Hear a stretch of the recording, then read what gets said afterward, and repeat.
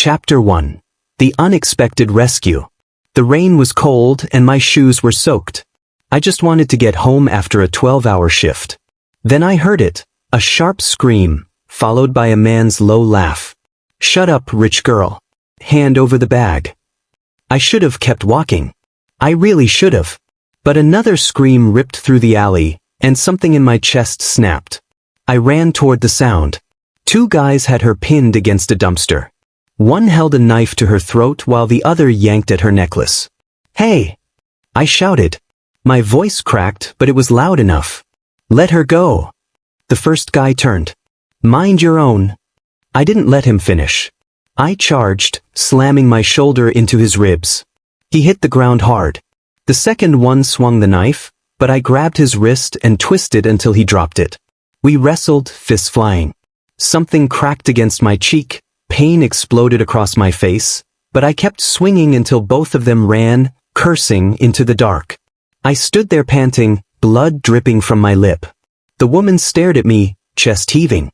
Her dress was torn, but she was alive. "Oh my God," she whispered.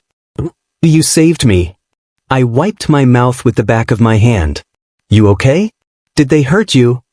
She shook her head fast, then threw her arms around me. "I thought I was dead. Thank you. Thank you so much." I froze. She smelled like expensive perfume and fear. It's fine. Just glad you're safe." She pulled back, eyes wide and shining under the streetlight. "I'm Elena. Elena Voss." She said the name like I was supposed to know it. I didn't. "Please, let me do something for you. You're bleeding." "I'm good, really." "No," she said firmly, already grabbing my arm.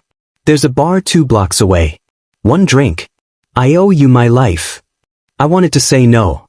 I was tired, sore, and I had work tomorrow. But she looked so shaken, and her hand trembled on my sleeve. "One drink," I said. "Then I'm going home." She smiled, and for a second she looked almost sweet. One drink. The bar was warm, dimly lit, full of soft jazz. She ordered whiskey for both of us, top shelf, the kind I'd never tasted. "To my hero," she said, clinking her glass against mine. I laughed awkwardly. "I'm no hero. Name's Alex, by the way. Just Alex." "Alex," she repeated like she was tasting it. "You're too modest. Most people would have walked past." I shrugged and took a sip. It burned smooth. "Couldn't just leave you there." She leaned closer, eyes locked on mine. "Do you know who I am?" "Elena." She laughed softly. "My family owns half the skyline downtown." "Voss Enterprises? Ring a bell?" I shook my head. "Sorry. I just push numbers in a cubicle." "That's perfect," she murmured. "You're real. Not like the fake people I'm surrounded by every day." I smiled, feeling my cheeks heat. The whiskey was hitting fast, too fast. "So, Alex," she said, swirling her glass, "do you have a girlfriend waiting at home?" "No," I said, laughing. "Just a cat and a mountain of laundry." She giggled, then reached across and touched my bruised cheek gently. "You're going to have a black eye tomorrow." "Worth it," I said. Her fingers lingered. "I don't ever want to forget tonight. You saved me." The room started spinning a little. I blinked hard. "Oh, that whiskey's strong." "Just relax," she whispered, voice suddenly soft as silk. "You deserve to rest, hero." My tongue felt thick. "I think I need to go home." "You will," she said, standing and taking my hand. "I'll make sure you get home safe." Everything tilted. My legs wouldn't work right. "Elena, something's wrong." "Sure." She pressed a finger to my lips. "I've got you." The last thing I saw was her smile, beautiful, crazy, terrifying. Then darkness. When I woke, my head pounded like someone had used it as a drum. My wrists hurt. I tried to move them, metal clinked. Chains. I was on a soft mattress in a huge, windowless room that looked like a luxury basement. Marble floors, velvet couch, dim golden lights. But thick iron cuffs locked my ankles and wrists to a steel rings in the wall. The door opened. Elena walked in wearing silk pajamas, hair perfect, carrying a silver tray with breakfast. "Good morning, Alex," she said brightly. Sleep well. My mouth went dry. What the hell is this? Let me go. She set the tray down and knelt in front of me, eyes shining with tears and joy. I can't do that. You saved my life. That means you belong to me now. Elena, this isn't funny. Take these off. She cupped my face gently, like I was made of glass. You don't understand yet, but you will. I've been so alone. Everyone wants my money, my name. But you risked your life for a stranger. That's real love. This isn't love. I jerked against the chains. This is kidnapping. Her smile didn't waver. It's protection. The world is dangerous. You proved that last night. But here with me you'll always be safe. I'll take care of you forever. I stared at her, heart hammering so hard I thought it would break my ribs. She kissed my forehead softly. Welcome home, Alex. Chapter 2. Trapped in Luxury. My head throbbed. I opened my eyes and saw velvet walls, soft lights, and thick chains around my wrists. Let me go. I yanked at the metal. It didn't budge. The door opened. Elena stepped in wearing a silk robe, smiling like we were on a date. Good morning, my hero, she sang. Sleep well. You drugged me. This is kidnapping. She knelt in front of the bars, tilting her head. Kidnapping is such an ugly word. I prefer permanent gratitude. Gratitude? I want to go home. Home. She laughed softly. You don't have a home anymore, Alex. You have me. That's better. I lunged forward. The chains snapped me back. You're insane. Maybe, she said, shrugging. But I'm also the only one who will ever love you this much. The door opened again. An older man in a black suit carried a silver tray, steak, mashed potatoes, red wine. Breakfast, Miss Elena? He asked, voice flat. Thank you, Victor. She took the tray and slid it through a slot. Eat, darling. You need strength. I stared at the food. I'm not eating anything you give me. Elena's smile vanished. You'll eat, or I'll have Victor force a tube down your throat. Your choice. Victor's eyes flicked to me, quick, almost sorry, then back to the floor. I swallowed hard. Who are you people? I'm Elena Voss, she said, like it explained everything. My family owns half the city. No one will look for you. I made sure of that. My sister will. Your sister got a text from your phone last night, she cut in. You quit your job and left town with the love of your life. She's sad, but she believes it. My stomach dropped. You used my phone? Of course. I'm very thorough. I rattled the chains again. Let me talk to her. Just once. Elena stood up. Not yet. First you learn the rules. Rule 1. I own you because you saved me. Rule 2. You will love me back. Rule 3. If you ever try to leave, I will destroy everyone you care about. Starting with Mia. The way she said my sister's name made my blood freeze. You're a monster, I whispered. She leaned close to the bars. Monsters keep what's theirs. Victor cleared his throat. Miss, the lawyer is here about the new accounts. Tell him 5 minutes, Elena replied without looking away from me. Eat, Alex. I'll be back tonight for dinner. We're having lobster. She walked out. Victor hesitated. Please, I said to him. Help me. He glanced at the door, then whispered, I'm sorry. He left fast, locking it behind him. I stared at the steak. My hands shook. Mia, I said to the empty room. Jake, somebody find me. I pulled at the chains until my wrists bled. They didn't move an inch. Hours later the lights dimmed. Elena's voice came through a speaker. Sweet dreams, my love. Tomorrow we start your new life.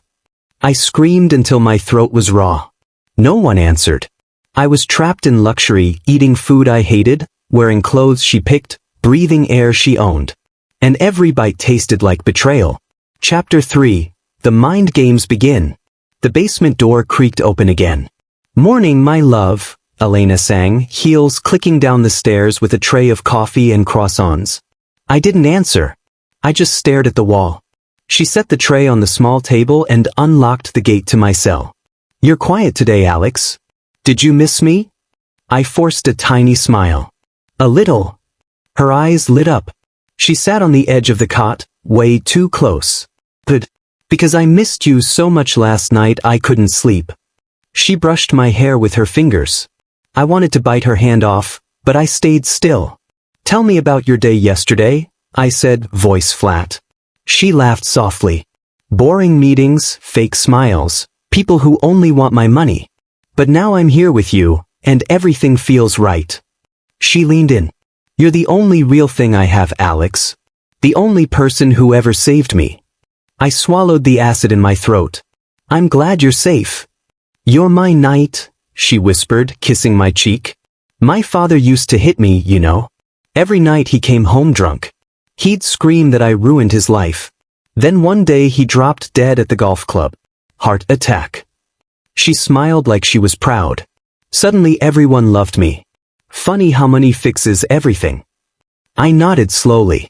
That sounds awful. It was. But you're different. You didn't know I was rich when you fought those men. You just cared. Her hand squeezed mine. That's why you belong to me now. I'll never let anyone hurt you again. I almost laughed in her face. Instead I said, I care about you too, Elena. She beamed and clapped. Victor, bring the clothes. Victor appeared, carrying a white shirt and jeans, my size, somehow. Get dressed, Elena said. We're having lunch upstairs today. A real date. My heart slammed against my ribs. Upstairs meant doors. Windows. Maybe a chance. 20 minutes later Victor and a huge guard, Carlos, walked me up the stairs. Elena held my hand the whole time like we were a normal couple. The dining room was huge, sunlight pouring in. A woman in a gray suit stood by the table, tablet in hand. Lydia, this is Alex, Elena said proudly. My future husband. Lydia's eyes flicked to me, wide and scared. Be pleased to meet you. Elena pulled out my chair. Sit, darling. I sat. Lydia poured water, hands shaking. Elena kept talking. Lydia's been with me 5 years. Loyal as a dog. Lydia forced a smile and stepped back. When Elena turned to cut her steak, I leaned toward Lydia and whispered, Please. Help me. She kidnapped me. Lydia's face went white. She gave the tiniest shake of her head and mouthed, I can't. Elena's fork stopped. She looked up slowly. What did he just say to you, Lydia? Nothing, Miss Elena. Elena stood, chair scraping loud. Liar. She grabbed Lydia's wrist so hard the glass tipped and water spilled everywhere. He asked for help, didn't he? Elena's voice was ice. Lydia whimpered. I'm sorry I... Get out, Elena hissed. You're fired. Carlos, take her away. Carlos dragged Lydia out while she cried. The door slammed. Elena turned to me, eyes blazing. You think you can turn my own people against me? She slapped me hard across the face. My ears rang. You're mine, she screamed. Say it. I tasted blood. I am yours, I lied. She smiled again, sweet and terrifying. Good boy. Victor, take him back downstairs. No food for 2 days. He needs to learn. Victor grabbed my arm. As he pulled me toward the basement, Elena called after us, I love you, Alex. This hurts me more than it hurts you. The gate clanged shut behind me. I slid down the wall, cheek burning, stomach empty.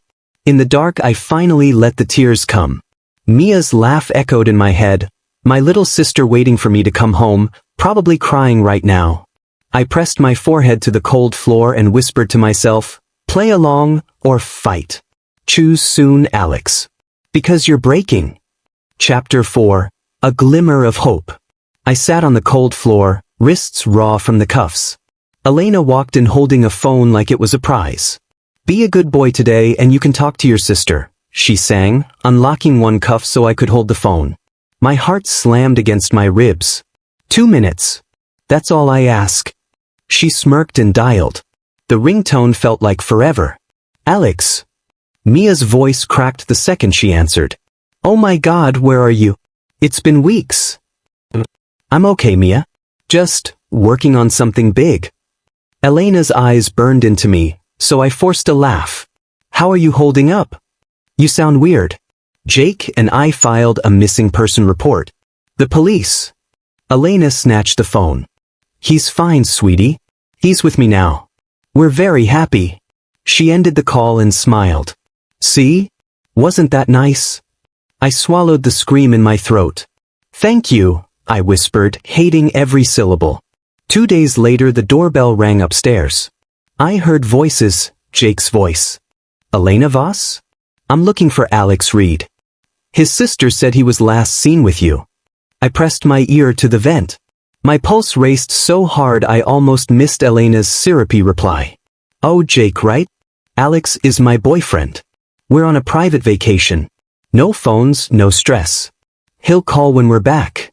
That's not what Mia says. She says he vanished the night he helped you. The pause. Then Elena laughed, light and fake. Silly girl worries too much.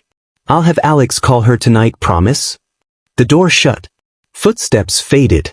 I slid down the wall, hope and panic fighting in my chest. That night she came down with a glass of wine for herself and water for me. You lied to your friend, I said quietly. She sat on the bottom step. I protected us. No one will take you from me. She reached out to stroke my cheek. I didn't flinch this time, just stared until she pulled her hand back. You can't keep me forever. Her smile turned sharp. Watch me.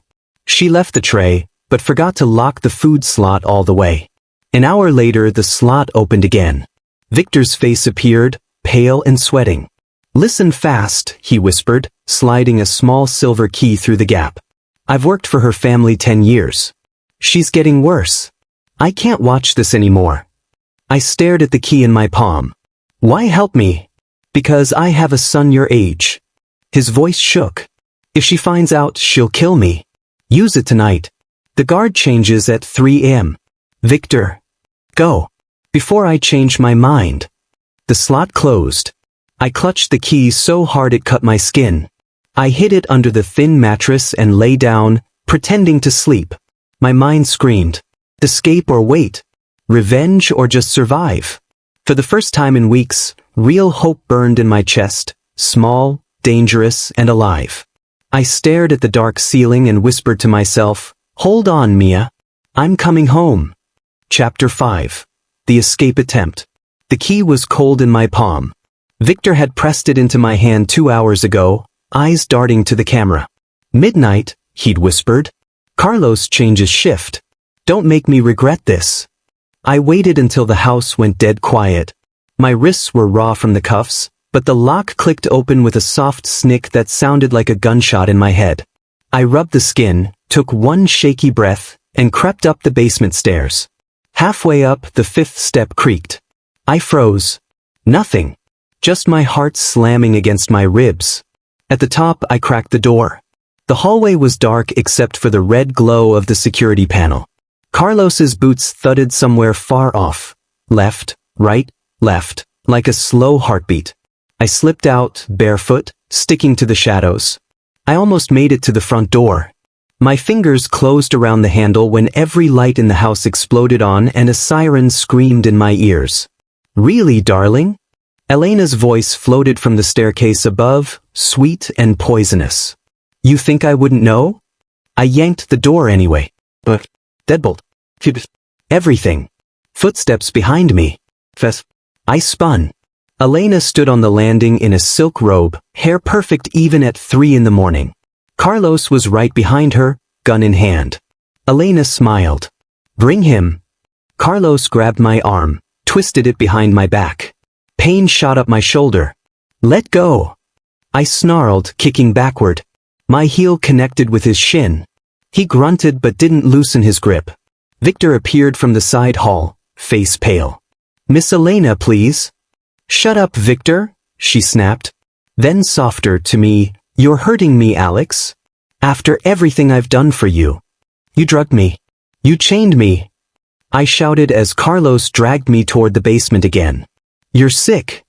She followed us down the stairs, heels clicking. I saved you from a boring little life. And this is how you thank me. Carlos shoved me into the cell. I stumbled, caught myself on the wall. The door clanged shut. Elena stepped close to the bars. Give me the key, Victor. Victor hesitated. Carlos cocked the gun. Victor dropped the little silver key into her waiting palm. Good boy, she said. She turned to me, eyes shining. You want to know why I need you so much? I don't care, I spat. My fiancé, Daniel, he said he loved me too. Then he took half my father's money and disappeared with some model. Left me the day after the funeral. Her voice cracked just for a second. Everyone leaves, Alex. But you ran toward danger to save me. That means something. I stared at her. It doesn't mean I'm your property. She reached through the bars, tried to touch my face. I jerked back. You'll understand, she whispered. You'll see I'm doing this because I love. Stop saying that. I roared. Love doesn't lock people in basements. Her face hardened. She slapped me hard. My lips split. I tasted blood. Carlos cleared his throat. Miss, your phone's blowing up. Some detective keeps calling. Elena's eyes widened. What detective? Harris. Says he has questions about a missing person. Alex. He looked at me when he said my last name. The color drained from her face. I laughed, low and bitter. Guess Mia and Jake finally went to the cops. Elena spun toward Victor. You told someone? Victor shook his head fast. No, miss, I swear. Liar. She threw the key at him. It bounced off his chest. Lock him in the wine cellar until I figure this out. Carlos grabbed Victor. Victor didn't fight, just looked at me with sorry eyes as they dragged him away. Elena turned back to me, breathing hard. This isn't over. You're mine. The police won't find anything. I wiped the blood from my mouth and smiled for the first time, smiled back. They already did, I said quietly. She stared, something like fear flickering across her perfect face. Then she stormed out, slamming the basement door so hard the walls shook. I slid down the wall, heart still racing, cheek burning. But for the first time in weeks, I felt it, hope. They were coming. And Elena was running out of time. Chapter 6, Unraveling Secrets. The basement door slammed open. Elena's heels clicked fast, angry. You think you're clever? She snapped, waving a piece of paper. A detective came today. Harris. He asked too many questions. I lifted my head from the mattress. Good. Maybe he'll ask why you keep a man chained in your house. She slapped the paper against the bars. I told him you're my fiancé and we're private people. He left. For now. Her hands shook. I saw it. For the first time, she looked scared. Private people don't drug strangers, Elena. Stop saying my name like that, she screamed. You're supposed to love me. Footsteps came down the stairs. Mr. Thorne, her lawyer, appeared behind her, expensive suit, expensive scowl. Miss Voss, he said quietly, we need to talk. Upstairs. Now. Elena glared at me, then stormed after him. The door stayed cracked open. I crawled closer to the bars and listened. Thorne's voice was low but sharp. Your security footage from the alley got leaked. Someone sent it to the police. It shows you paying those two men right before Alex interfered. That's impossible. Elena hissed. It's not. And the detective now has your license plate from the night you took him. We can bury this, but it will cost 20 million and 3 shell companies. Do it, she said. I'm advising you to let the man go. Cut losses. Never. He's mine. Then you're going to prison, Elena. I'm out. I heard a glass shatter. She had thrown something. When she came back down an hour later, her makeup was smeared and her eyes were red. I smiled. Trouble in paradise? She unlocked the cell and stepped inside. You think this is funny? I think it's fair. She crouched in front of me. I'm lonely, Alex. All my life, people only wanted my money. You saved me without knowing who I was. That meant something. You turned it into a horror movie. I just wanted you to stay. I leaned forward until our faces were inches apart. You're the prisoner, Elena. Not me. You built this cage yourself. She started crying, real tears this time. I know I'm broken. I know. For a second I almost felt bad. Then I remembered the needle in my neck. The basement door creaked again. Lydia slipped in, holding a phone. Quick, she whispered, pushing it through the bars. 30 seconds. I grabbed it. Jake. Alex. Holy shit, you're alive. Where are you? Her mansion. Big white one on Cliff Road.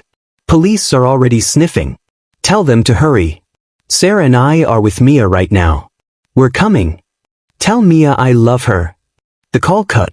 Lydia took the phone back and vanished. Elena stared at me, eyes wide. You called someone? I met her stare. Game's over. That night Victor came down alone. He unlocked my ankle chain without a word, pressed a USB drive into my hand. Everything, he said. Camera files, bank transfers, the fake attack she paid for. I'm done being her dog. Why now? He looked ashamed. Because you never stopped fighting. I was tired of being scared. He left the cell open. I stayed on the mattress, rubbing my raw ankle, listening to Elena scream at empty rooms upstairs. For once, the screams weren't mine. Chapter 7. The Betrayal's Echo. The basement door creaked open. Elena stepped down in a white dress, hair perfect, eyes wild. Alex, she whispered, kneeling in front of the chains. I have a deal. Marry me. Right now. Say yes and you walk out of here tonight. We'll leave the country. Just us. I stared at her, then laughed. A real, ugly laugh that echoed off the walls. You're insane. You drugged me, kidnapped me, kept me like a dog, and now you want a wedding? Her lip trembled. I love you. I've never loved anyone the way I love you. You don't love me, Elena. You love owning me. I leaned forward as far as the chains let me. I know about Damien. The one who promised forever, took your money, and left you pregnant and alone. That's why you do this, right? Because he broke you and now you break everyone else. Her face went white. Who told you that? Doesn't matter. Truth hurts, doesn't it? She slapped me hard. My ears rang, but I smiled through the sting.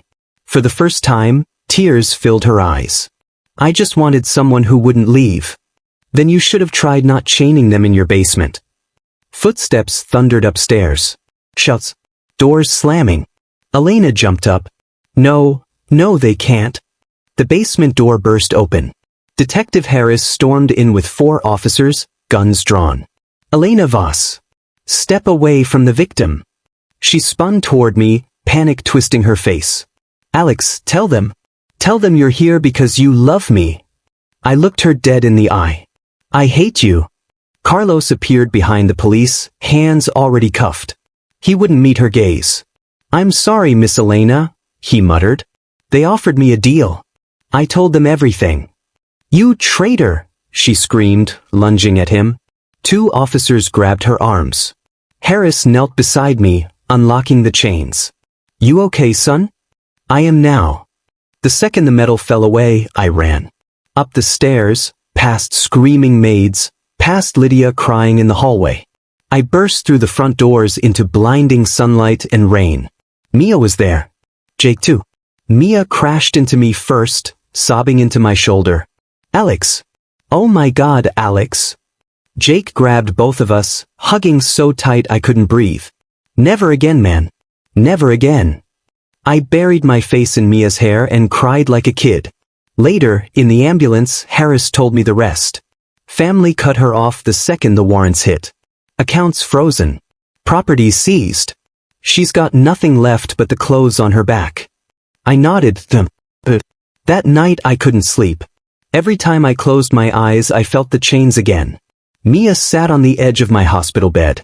You want to talk? Not yet. My voice cracked. I keep thinking, should I go see her one last time? Spit in her face? Or just want her to suffer more? Mia took my hand. You suffered enough for both of you.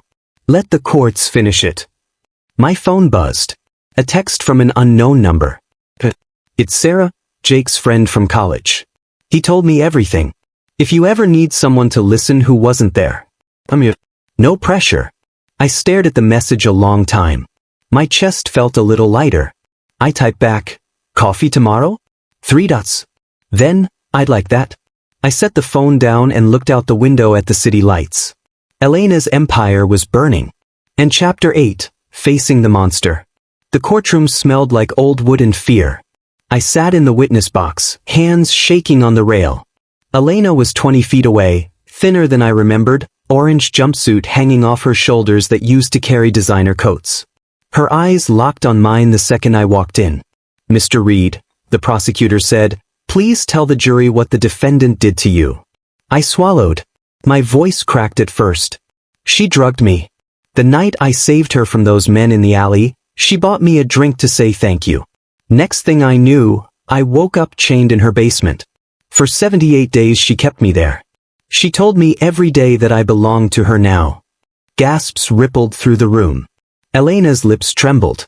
"Objection," Mr. Thorne muttered, but it sounded tired. Even her own lawyer looked done. The prosecutor nodded at me. "Continue." I looked straight at Elena. "You said I was your property because I saved your life. You said no one would ever find me. You smiled while I begged." Elena's head dropped. A tear hit the table. When it was the defense's turn, Mr. Thorne stood slowly. "Mr. Reed, isn't it true my client suffers from severe mental illness? Isn't it possible she truly believed she was keeping you safe?" I laughed, short and bitter. "Safe? She beat me when I tried to leave. She starved me when I wouldn't say I loved her. That's not love, that's ownership." Mr. Thorne sat back down without another word. He didn't even look at Elena anymore. Then the judge asked if Elena wanted to speak. She stood, voice small. "Alex, I'm so sorry. I know you hate me. I know I ruined everything. I was sick. I am sick. I thought if I kept you, the emptiness would stop. I know it doesn't fix anything, but I am sorry." Her apology hung in the air. Part of me wanted to scream that it meant nothing, that sorry didn't give me back those months, didn't erase the nightmares. But my throat closed up and I couldn't speak. The jury took less than 2 hours. Guilty on all counts. Kidnapping, false imprisonment, assault. 25 years, no parole for 15. Elena sobbed when the judge read the sentence. Not quiet tears, ugly, broken sounds. Carlos had already flipped on her for a reduced sentence, and Mr. Thorne requested to withdraw from the case the second the verdict came down. I walked out of the courthouse into sunlight that felt too bright. Mia and Jake were waiting on the steps. Mia threw her arms around me. "It's over, Alex. It's really over." Jake punched my shoulder lightly. "You did it, man. You faced her." I nodded, but my chest still hurt. 2 weeks later I was on my couch, staring at nothing, when the doorbell rang. I opened it to find a woman I didn't know. Dark hair like Elena's, but softer eyes. "Alex Reed?" she asked. "I'm Nina Voss. Elena's younger sister." My whole body went stiff. "If you're here to beg for her." "No," she cut in gently. "I'm here to thank you." I blinked. Nina stepped inside when I didn't slam the door. "Elena was sick long before you met her. Our father, he hurt us both worse than anyone knows. She protected me every time. Took every beating so I wouldn't have to. After he died and she got all the money, the voices in her head got louder. She thought owning someone who was good would make her good." Nina's voice cracked. "I tried to get her help. She locked me out of her life years ago. What she did to you was unforgivable. I needed you to know it wasn't really about you. It was the sickness winning." I stared at the floor. I spent months hating her. Now I don't know what I feel. Nina put a small envelope on the coffee table. "She asked me to give you this if you ever agreed to see me. You don't have to read it. I understand either way." After she left, I sat with that envelope for hours. Finally I opened it. "Alex, I dream about the alley every night. You running in, no hesitation, saving me when no one else ever had. I twisted the purest thing anyone ever did for me into something evil. I hate myself more than you ever could. I don't expect forgiveness. I just needed to say I was wrong. About everything. I'm sorry I stole your life for a while. I hope you get it all back, bigger and brighter than before. Elena." I cried. Not for her, for everything. The fear, the rage, the months I thought I'd die in that basement. And for the broken girl who thought chains were the same as love. I didn't write back. I didn't visit. But that night, for the first time in over a year, I slept without nightmares. The monster was locked away. And I was finally free. For the first time in months, I could breathe. Chapter 9. A New Beginning. I sat on Sarah's couch, her hand in mine, the TV muted. "You're shaking again," she whispered. "Flashback," I muttered. "The chains. The smell of that basement." She pulled me close. "Talk to me, Alex. Don't keep it inside." "I'm trying." Some nights I still hear her voice saying I'm hers. Sarah kissed my forehead. "You're mine now. And I'm yours." She lost. I laughed, small and tired. Yeah. She really did. The next morning Mia burst into my apartment waving a letter. "Guess who got promoted to senior accountant today?" I grabbed her, spun her around. "Proud of you, little sis." She hugged me tight. I kept thinking, if my brother can survive a psycho heiress, I can survive quarterly reports. "Use me as motivation all you want," I said, ruffling her hair. "Just don't name the new accounting software after me." That afternoon I drove to Victor's new place, a tiny apartment above a bakery. He opened the door in an apron, flour on his cheek. "You bake now?" I asked. "Therapy," he grinned. "Kneading dough beats kneeling for Elena." I stepped inside. "How are you sleeping?" "Better than you, I bet." He handed me a warm roll. "Your recipe for moving on. 1 cup butter, 2 cups for giving yourself." I bit into it and almost cried. It tasted like freedom. A week later Sarah and I were grabbing coffee when my phone buzzed. Unknown prison number. "Don't answer," Sarah said quickly. "Too late." I hit speaker. "Alex? It's Elena."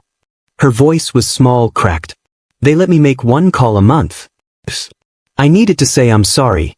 I was sick. "I know that doesn't fix anything, but I am so sorry. I dream about your face the night you saved me and I ended the call. My hand shook so hard the phone clattered on the table. Sarah covered it with hers. "You okay?" "No," I said. "But I will be." 2 days after that, a thick envelope arrived at my new job, some nonprofit called Second Chain. Inside was a letter from Elena's lawyer and a check for $3 million made out to the foundation. The note read, "Per the court order, all remaining assets of Elena Voss have been liquidated and redirected to support kidnapping and trafficking survivors. Miss Voss signed without contest." I stared at the numbers until they blurred. Sarah read over my shoulder. "She really lost everything." "Yeah," I whispered. "And somehow that money is going to people like me. Like I was." Sarah squeezed my arm. "Karma's weird like that." Friday night, Mia threw a small party. Just us, Jake, Sarah, Victor, even Lydia showed up with a cake that said Survivor in blue icing. Jake raised his beer. To Alex, who went through hell and came back with better friends. Everyone laughed. I looked around the room, people who fought for me when I couldn't fight for myself. I lifted my glass. "To all of you. I was dead in that basement. You brought me back to life." Later, Sarah and I stood on the balcony. City lights blinked below us. She leaned against me. "You still think about her?" "Every day," I admitted. "But it's different now. The hate's quieter. The fear's smaller." Sarah turned my face to hers. "Then let's make new memories louder than the old ones." She kissed me, slow and certain, and for the first time in years my heart didn't race from terror, it raced from hope. I didn't forgive Elena that night. I don't know if I ever will. But I forgave myself for trusting, for helping, for being human. And that was enough. Chapter 10, Echoes of Justice. The phone rang while I was making coffee. Mia's name flashed on the screen. "Alex," she said, voice soft, "it's over. Elena's gone. Heart attack in her cell last night." She was alone. I gripped the counter. My chest tightened, but no tears came. "Alone," I repeated. "Yeah," Mia whispered. "The guard said she asked for you at the end. Kept saying your name." I closed my eyes. "Thanks for telling me." I hung up and stared at the black liquid in my mug. Not happy. Not sad. Just empty then full. Like something heavy finally slid off my shoulders. Sarah walked in, hair messy from sleep, and wrapped her arms around me from behind. "You okay?" she asked against my neck. "Elena died," I said. She was quiet for a second. How do you feel? Like I can breathe again. She kissed my cheek. Good. Because today you're marrying me, and I'm not letting any ghosts crash the party. I laughed, really laughed, for the first time in months. The wedding was small, backyard, fairy lights, Jake as best man cracking bad jokes. Jake raised his beer during the toasts. To Alex, who went through hell and still showed up on time in a suit. And to Sarah, for putting up with his brooding face.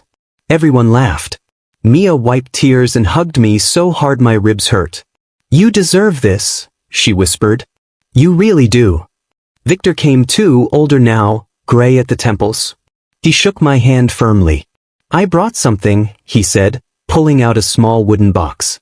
Inside was the key he'd slipped me years ago, the one that started my escape. I kept it, he said. Figured you should have it now. Reminder that you saved yourself. I turned the cold metal in my fingers. Thank you. Lydia sent flowers and a card. I'm proud of you, Alex. Live loud enough for both of us. Even Detective Harris showed up in plain clothes, gave me a nod and a rare smile. Case closed for good, he said, clinking his glass against mine. 2 weeks later, I stood alone in the cemetery. Cold wind, bare trees, her name carved simple on the stone. Elena Voss, 1995 to 2025. I crouched and set down a single white rose. You lost everything, I said to the quiet ground. Money, freedom, family. And in the end, you still lost.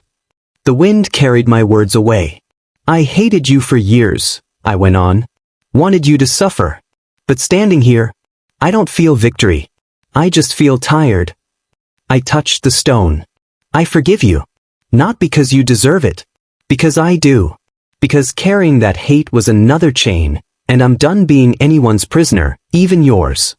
I stood up, shoved my hands in my coat pockets, and walked back to the car. Sarah was waiting, engine warm. Ready? She asked. Yeah, I said, buckling in. Take me home. As we pulled away, I looked in the side mirror. The cemetery shrank, then disappeared. I didn't look back again.